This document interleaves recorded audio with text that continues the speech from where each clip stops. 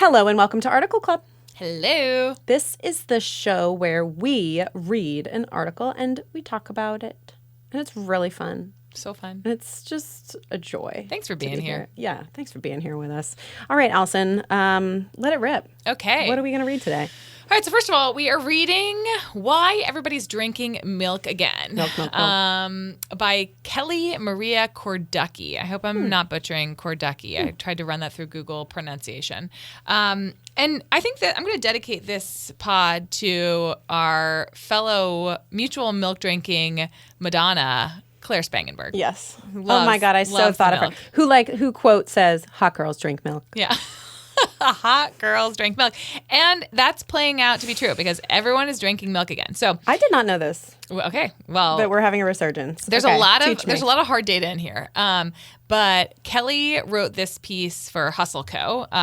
So we're really veering out of our normal. Truly. Yeah. Our normal channels. Niche pubs. We like it. She's a general interest journalist who mostly covers trends involving norms in work, family, lifestyle, and she wrote a book called Hard to Do, The Surprising Feminist History of Breaking Up. But today, Kelly's talking to us about milk. Wow, she's got range. She has got range. So we, as millennials, we are the milk drinking generation historically. But Korducki talks about how Americans' milk drinking has been on the decline for decades. So like between 1975 and 2004, the country's per capita milk consumption dropped 47%. So like, big drop. However, milk is on the rise, baby. Those mustaches are coming in hot.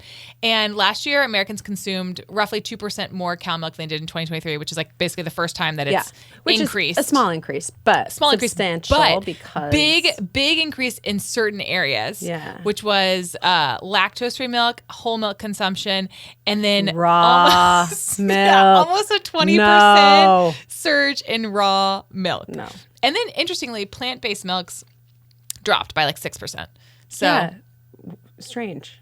So you might say like, exactly. You might say people are drinking more coffee, therefore milk is up everywhere. But right, you might be like, okay, all milk is up. Yeah, everyone's drinking more milk, but actually no, plant-based is down. It is kind of crazy that we're like 10 years into this alternative milk situation. Totally. I didn't realize it was like it's been a while now. It's all correlated with basically Korducki goes into this fascinating history of why we drank milk in the first place, which I did not know about, which is like because we've had cows domesticated since the 1600s, but in the 20th century there was this campaign. The 20th century, I also hate when people say 20th century. That's like the 1900s. In the 1900s, I know. Dairy milk became a thing, or a staple, as she calls it, partly like pasteurization. So some of it was just like science. So there were food chemists who realized that like you could make it safe. Exactly. But then this is like the original woo-wooification of milk. Vitamins and minerals. Yeah. Better health and vigor. Like when have we used the word vigor ever? Yeah. But so first, early 1900s, I guess from like the 1930s until 2014, the federal government, big government, was putting a lot of like price supports in to stabilize the farm income. Big government, big dairy, which drove overproduction of milk.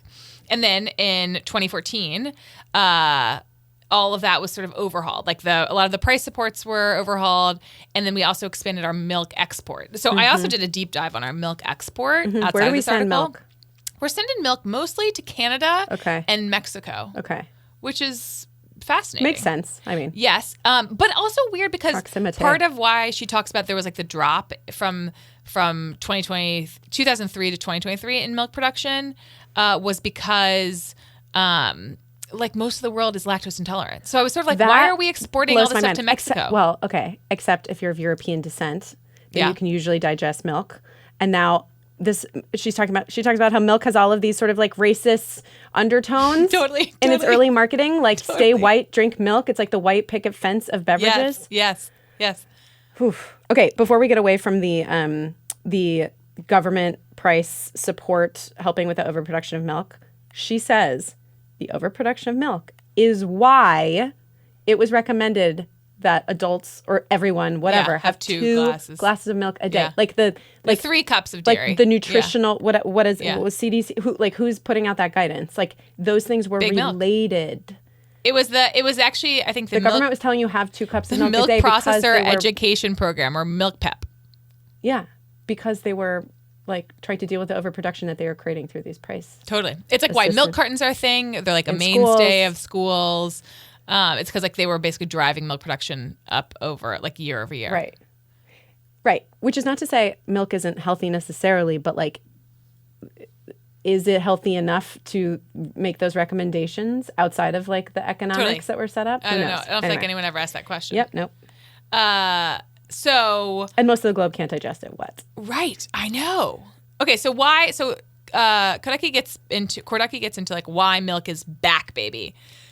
And there's a couple of reasons that milk is creeping back up. So one, it's protein, because like everyone's obsessed with protein diets now. I mean, I was literally listening to like a podcast about menopause yesterday. I was like, gotta get your protein in early in the day.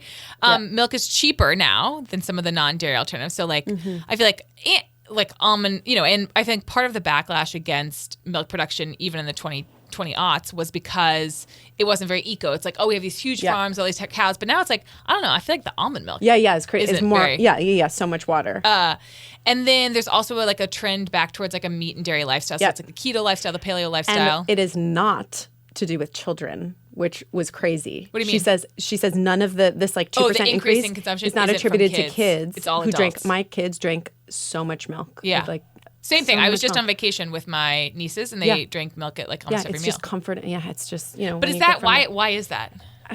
Why do they want it? Yeah, and do you are you told from your pediatrician to start giving them milk? Yeah, so you are bullied into breastfeeding, and then if you shift to formula in the first year, you're sort of the baby's obviously only having milk, and then you wean that baby off of milk, and they start to eat. You wean the baby off of milk with milk. And bottles. Exactly. Yeah, exactly. Off of the formula, because they don't need all the nutrients that are in the formula if they're getting it from food. Okay. But then you can still have a bottle with milk. So it's sort of this like replaced comfort thing. I remember your mom telling me actually that she wasn't supposed to give Stella a bottle once and was like, I'm giving her a bottle. Was it your mom? I don't know who. No, maybe it was somebody. Anyway. So it becomes this like, it's this continuous thing from the first thing you eat as a baby is milk from your mother. And then it just sort of like goes from there. And then we just replace you with a cow. Yeah. So my kids, it's sort of a comfort thing. And you give them milk, not dairy. Whole milk. Okay, but why not almond or oat or something? If I'm making them a smoothie or something, and like for the taste, I'll pour that. But is that because your doctor tells you? Yeah. The to doctor give says them milk. Yes, and Bear is one, and we just went through the transition with him, and she said, give him a little bit of milk if you want, but you're not really supposed to be giving them tons of bottles of milk before bed, mostly because it's bad for their teeth. But they should be getting nutrients from lots of different food. Okay. So there is she gave me a limit. She's like, make sure they don't have more than this, but it's really just so that you can make sure they're hungry for lots of different type of food. What's the limit? I forget what she said. Something. But why? And why is there a limit? 18 ounces. Because otherwise they'll be full. Yeah, it'll make. I mean, with Tavy rather have warm milk and not eat a goddamn thing all day long. She's so picky. It's like, and I gotta sneak vegetables in her everything. Huh. Yeah. Okay, fascinating. So milk, I feel like kids are set up to like crush milk, and I can't believe. So kids' milk intake seems stable. Okay. Outside of this. And then the last reason that milk is back is because influencers now pushing milk. Yeah, that's on the talk. Yes, there's like the milk processor education program. There's like all these. There's this Gen Z dance vlogger who has like created a jingle for milk that's like, OG superfood, gotta drink my milk, dude. Milk hydrates better than water. I don't really know how that last one rhymes, but fascinating. Yeah. Okay. Did you collect Got Milk ads? Yes, I did. Did I collect them myself? Yeah. No, I mean I collected them to look at for this article. But you did. Yeah. I had a collection. Like I had a binder. Why? I liked them. It was almost like collecting posters. From magazines or newspapers magazines, newspapers, all over. I had like one of those, those sticky lamination pages that you do photo albums with. And I think my mom probably has it in her attic somewhere. But I had like 100 of like the different celebrity, Were there like hard? Was it like collecting Beanie Babies? Yes. Was it hard to get? Oh, no, they were pretty prolific. But to get a different celebrity was kind of cool. Like that Britney Spears one in there is iconic of her with her foot Britney up Spears on the couch. On the phone. I was thinking, liked Hanson. Yeah, the Hanson and the Tyra Banks one is in the article. I had all three of those. But I need to. I'll dig it out and I'll send you some pics if I can find it. But I was actually collecting that. Like, wow. Yeah, they got me. It was part of my culture. So I looked at the origin of the gout milk trend. So it was the same thing. It was the California Milk Processor Board, of course, in California. And they were seeing declining milk sales in the early 1990s. And so they were like trying to boost consumption.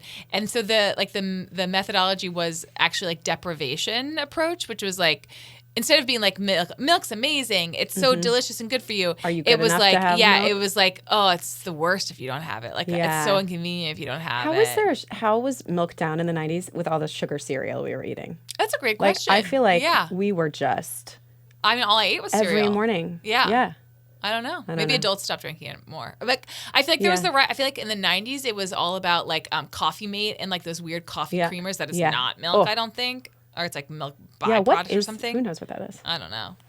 Okay. So collected the got milk ads, like holy shit. Were you a milk house? Yeah. Did you have milk with dinner? Tell me about your milk culture. Yes, we had milk with dinner. house. We I think we were a 2% household, and then in high school I was like really into skim milk. And then in college I was because I mean like we still drink milk in college, like almond milk and like none of the alt milks weren't around in college. No, we didn't. Because as noted, that would have been after, like it was 2014 when that really changed, and that was after we graduated. So we would drink chocolate milk, and I feel like milk and iPhones were or like milk and Instagram. Right? Totally. Only the non-dairy milks really, like, we didn't have Instagram in high school or college, thank God. Totally. Yeah. But yeah, so we'd have a glass of milk with dinner, like a big glass of milk. And then sometimes I think like icy in high cold, school, frothy. Yeah. Yeah. In high school, when I was like trying to first like dieting for the first time, I remember being like, oh, I can drink a whole glass of milk because it fills me up really well. Okay, so that's something she does not really get into in this article. She talks about the decline because people have other options with plant-based milk. Yeah. But I had the perception that dairy was bad for you. And like whole milk was bad college, and fatty. I remember we had one of my friends in college drank whole milk, and I remember she kind of like, we were all like, ew, that's so fat, and she was like, no, you guys don't know what you're missing. Yeah. So she doesn't talk about that at all, but that's what it felt like to me. It felt like everyone was choosing a healthier option. Well, because I guess she maybe doesn't talk about it because that still would have been milk. Like I was doing skim milk instead of whole milk. I was still drinking milk. I remember going to friends' houses and their moms who were trying to lose weight had like weird skim milk. I remember thinking it was so when I was a kid, it was all so weird. Yeah. Well, and then we were only 2%. We never had whole milk. I think it was all 2%. We were not whole milk. I thought we were anything 2% but that or 1%. Yeah, I think anything but Lo and behold, though, skim milk is just watered down milk. It's just watered down milk. Yeah. But like you pour it and it's like so a little clear. I just remember being so strange to me. Yeah, so weird. But now everyone's into raw milk. Oh, okay. So raw milk is like being an anti-vaxxer, right? Well, that's what's interesting. So I did a deep dive on raw milk also for this. Yeah. She doesn't go in. She goes a little bit into raw milk. Yeah. Okay. So explain to the people what raw milk is. Okay. So I'll explain this sort of from the perspective of one of the largest raw milk producers in the country, which is this guy, Mark McAfee. Okay. He runs Raw Farms, which obviously is in California. And part of the like boost in raw milks came during COVID because people felt like, oh, I don't have any good solutions for like, how do I increase my immunity? How do I they felt sort of like abandoned by their medical providers. And so they were like looking for own way. They were looking for like quote unquote natural ways. This like in my mind, raw milk is like the intersection of like the alt-right and like the Whole Foods people. But so they were looking for ways to improve their immune system, so they turned to raw milk, which McAfee calls the first food of life. And they some people thought it could protect them from COVID. Obviously, like that is there's no data behind that. And they were sort of like, well, human breast milk protects you from infection as a kid, so like raw milk. Unpasteurized must have the same effect. To be clear, no one, like the CDC, the FDA, medical field, like no one is claiming raw milk has these healing properties. But there is all this epidemiological research from Europe around around allergies and around like basically there's these kids who live on farms. It's called like the farm effect or something, where these kids that live on farms have a much hardier immune systems and much less bad allergies, and like the thread through all of those, like that anyone who has those things drank raw milk. So there is some so they think they're exposed to something in the raw milk that hardens them. Yeah, in it's some like the capacity. kids who live on farms, but also the kids who don't even live on farms but live nearby but drink raw Drink the milk raw from milk. the farms. That makes sense to me. I mean, But also like the don't juice have is not any- worth the squeeze, at least in the US, exactly. because like Exactly. there's like deaths from raw I milk. don't It's take like issue in theory of like fresh milk. It's the like if it's not pasteurized, anything can happen to it, unpasteurized right? dairy products are It can just make you so 840 sick. times more likely To make you sick. to lead to infection or illness. So Right. that's not great. Yeah. So if you're going to drink Okay. milk, like raw milk doesn't seem like the great alternative if it's 840 times more likely to hurt you. Right. But yes, that's sort of like the rub is sort of like, okay, well, what was good about the raw milk for all these kids in Europe on the farms? And then there's like also the Gwyneth Paltrow goopification of it all. Like she puts raw cream in her coffee. Mm-hmm. She's a client of this raw farms guy. So there's also, I think a lot of the raw milk rise has been like RFK Jr. It's been like Mm-hmm. all these influencers who are like, I'm using raw milk. It's sort of like colostrum too. Like all Yeah. these like colostrum products. She didn't talk about that either, but I'd be curious if that was Yeah, like the colostrum. driving, because that is milk colostrum, or like beef colostrum. Well, and colostrum is the like goopy yellow stuff that comes out of your nipples before your milk comes in. Right, but they're like you have taking a it. But baby. like nowadays, you can get like Yeah, I powdered know. colostrum and like put I it know. in your coffee. And it is the most nutritious thing in the beginning. You're supposed to even like collect it in little tubes and like with a Q-tip put it on your baby's newborn lips if you can't get them to latch on. It's But then I'm like, why? How is colostrum powder work? I don't know where the colostrum is coming from. I Is think it it's from cows. a cow colostrum. But can they only get it once? Or they don't have know. to keep making the cows give birth? I don't know if theirs only comes in with birth. Maybe. Or Yeah. maybe because they're producing so much milk. I don't know. It's like every day? I don't Yeah. know. This says it's just after the cow's born, but I don't know. Has That's this weird. made you question your milk upbringing? Okay, well, I have to admit, lately, I've been dabbling more in milk. Okay. Before, and then you saw this article and you said I'm validated. Well, But I'm what sure. were your I reasons? mean, I'm sure this article didn't. I don't think this article validated, but I think it was sort of like, oh, I'm part of the problem. It's not necessarily. A problem. Yeah, no. But what have I been dabbling in? I don't know. Like if I've gotten a latte and they're like, oh, a lot of the like cafes will be like, is the whole milk okay, or is like whatever 2% okay, and I'm like, yeah, and then I taste it, I'm like, oh, Like, this why is did I get off delicious. this? It's so good. Yeah. And I don't feel like I am lactose intolerant. Like I can have Yeah, a lot of dairy same. with no consequences. I can have dairy too. Whenever I'm traveling, you don't have the milk alternatives, Yeah. and so I'm fine with that. I don't love the taste anymore though. I feel like it's sweeter Oh, almost. you know what? Oh In my a gosh, good this way. just hit me like a memory bomb. My family used to go to Bermuda for vacations. Uh-huh. And in Bermuda, it wasn't that it wasn't pasteurized. It was just that it was like full fat, like the creamiest milk of all time was sort of like their standard milk. And it was so good. It just makes me think of, I don't know, makes me think of happy memories. So maybe there is something about that like milky, because milk is the first thing we have as a baby. Maybe there's something just like the so other sentimental. reason I've been milking more. Milking more. I've been milking more is my sister-in-law got me a milk frother for Christmas, and okay, what's Got a weird froth. is Wait, that do you have a handheld or do you have the I have steel a thing? it's the most incredible thing in the entire world. Okay. It's like a standalone entity. Yeah. And you can pour milk in it, Yeah. and it froths it and heats it. Yeah. But you can also do a cold froth, Ooh, wait, it's like a stainless steel. sort of like Like it looks like a thing? coffee grinder almost. Yeah, It's okay. like a column. I think I have the like a same small thing. silo.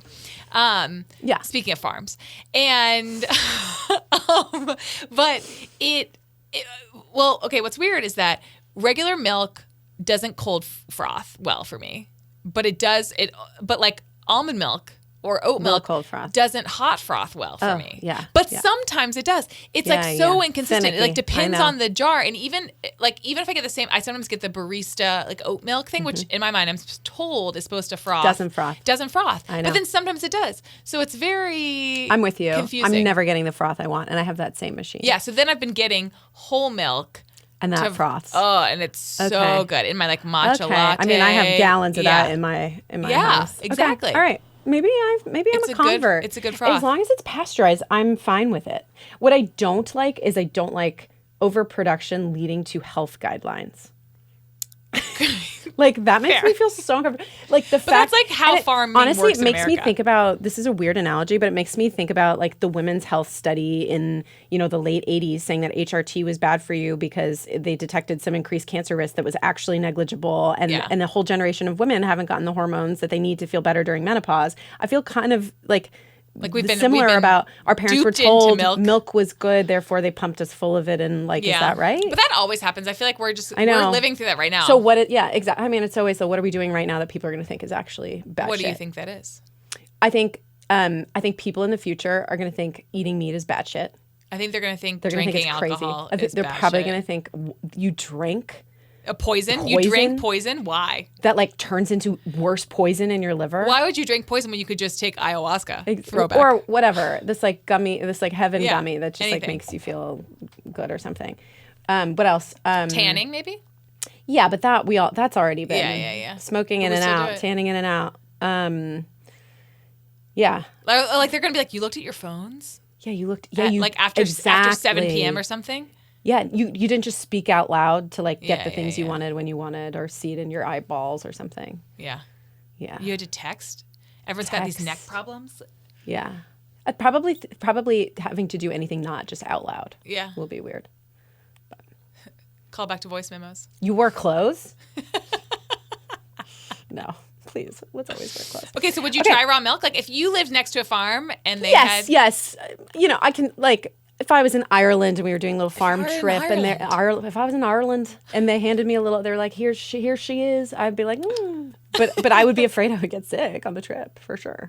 I kind of also have that with like, since I don't drink a lot of dairy, I feel like, even though I'm not lactose intolerant, it's probably not great to just like all of a sudden, like I'd have to work my way up Really, really pound to the chug dairy. to pound a glass of milk. My boyfriend grew up in Colombia, and he, his family someone had farms, and they sometimes would get woken up at like 6 a.m. when it was like time to milk the cows, and they would be given this jar, like a glass jar that had pure sugar cane, like brown sugar cane, like smushed in the bottom. Ooh. And they would take it, and then they would go, and they each had to like milk the cow, and then they would drink like the warm like Sugary milk, and then they'd go back to sleep. And he was like, and I would always beg for like a second glass because it was so good. That sounds like heaven. Yeah, so I would do that. I'm down for that. Yeah. Okay.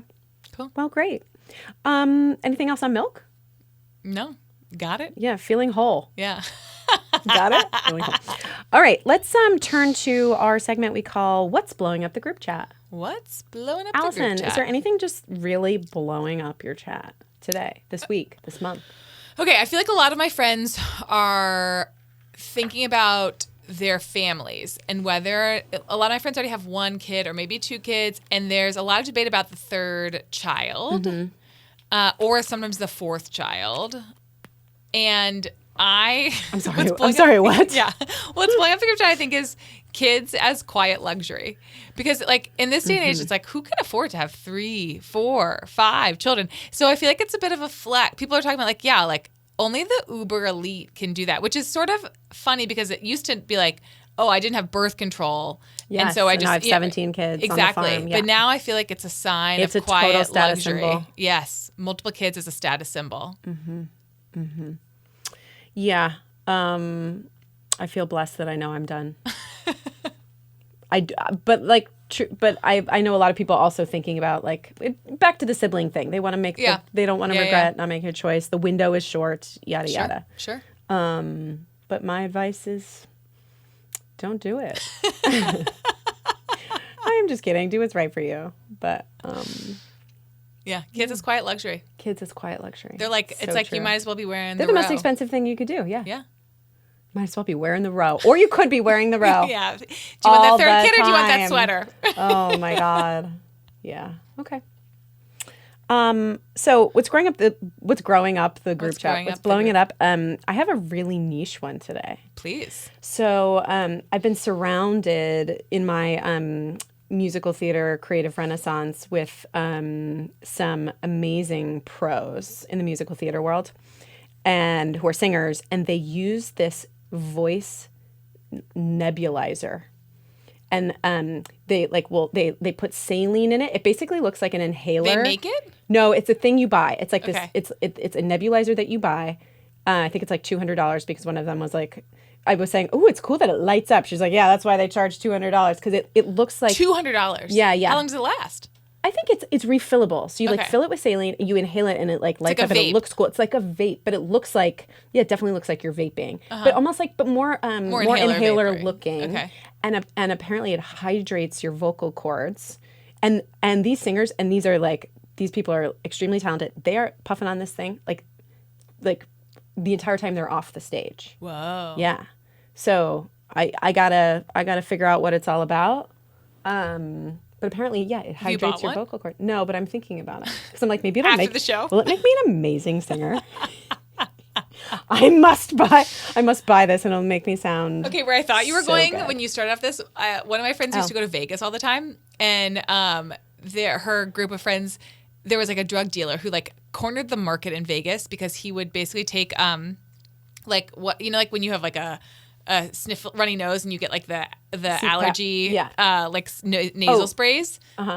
He would buy a bunch of those, like I guess drop out the nasal spray and then fill that with a mix of like his own special formula of cocaine and I guess water, or like some kind of nasal aerosol, and then he would sell like the nose spray to all the youth in Vegas. Like at the club or something? I guess. I don't know. Or like at the pool parties. Who knows? So she was like familiar with this person? Yeah, because it was kind relevant. of like it was relevant to her peer group. The coconut guy at Dolores Park or yeah, something. exactly. Or like the magic mushrooms guy. Are you watching Hacks by any chance? Yes, but I'm not caught up. Okay. Well, they go back to Vegas and it's just like a whole thing.